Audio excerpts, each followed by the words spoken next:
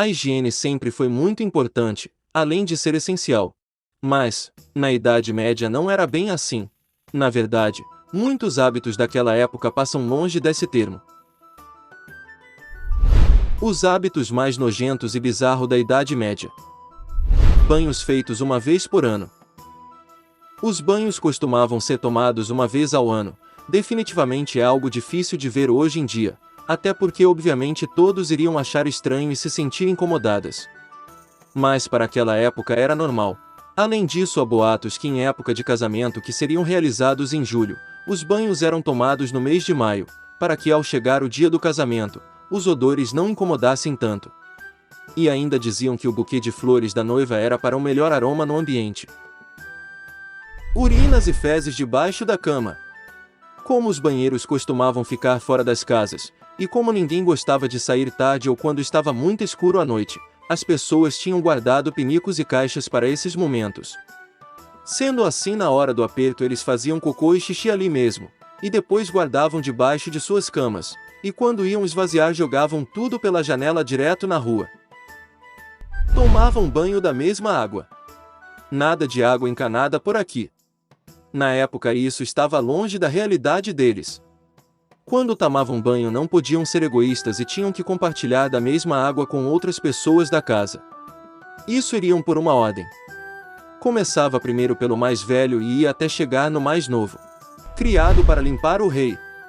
Isso mesmo. Quando o rei fazia suas necessidades tinham criado para limpar a bagunça e até mesmo trazer o real. Mas não se engane. Naquela época esse cargo era cobiçado pela corte e considerado importante. As folhas eram papel higiênico. Papel higiênico também estava longe de ser usado, uma vez que nem existia, só foi aparecer muito tempos depois. Com o que os bumbuns eram limpos então? Folhas. Apenas saíam, pegavam uma folha e pronto, bumbum limpo. Uma outra alternativa era limpar com lã de ovelhas, porém esses eram apenas para a realeza. Sangrar era como remédio. Com a falta de tratamentos medicinais para ajudar quem tinha algum tipo de problema de saúde, era costume as pessoas sangrarem para tratar algum tipo de doença. Para executar essa ação eram chamadas nada mais nada menos que barbeiros. Para esse tratamento da época consistia em fazer um corte em uma parte do corpo do enfermo e deixá-lo sangrar por um período. Pão mofado. O pão consumido poderia deixar você chapado ou simplesmente te fazer vir a óbito. Fazer pão com cereais velhos era comum, e era considerado até um costume da Idade Média. Mas muitos obviamente não tinham consciência disso. Principalmente pessoas mais pobres que usavam os grãos que tinham para fazer o pão até a próxima colheita, o que demorava bastante para que tudo estragasse, fermentasse ou apodrecesse. Por conta da má alimentação, as pessoas sofriam com gangrena e até a morte por causa da má alimentação. Além de tudo, o esporão do centeio, que era um fungo muito comum nos grãos velhos, costumava deixar as pessoas muito chapadas. Absorventes de musgos.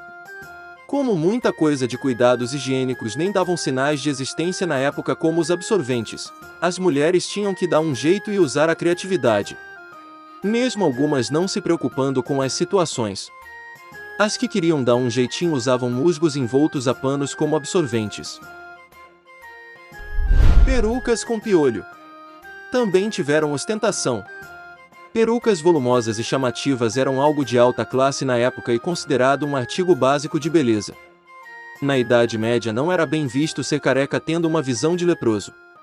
As pessoas quase nunca eram vistas publicamente usando só os fios de cabelo normais, mas isso não era um problema, mas sim a limpeza feita nessas perucas que muitas vezes, além de bastante empoeiradas, ficavam infestadas de piolho.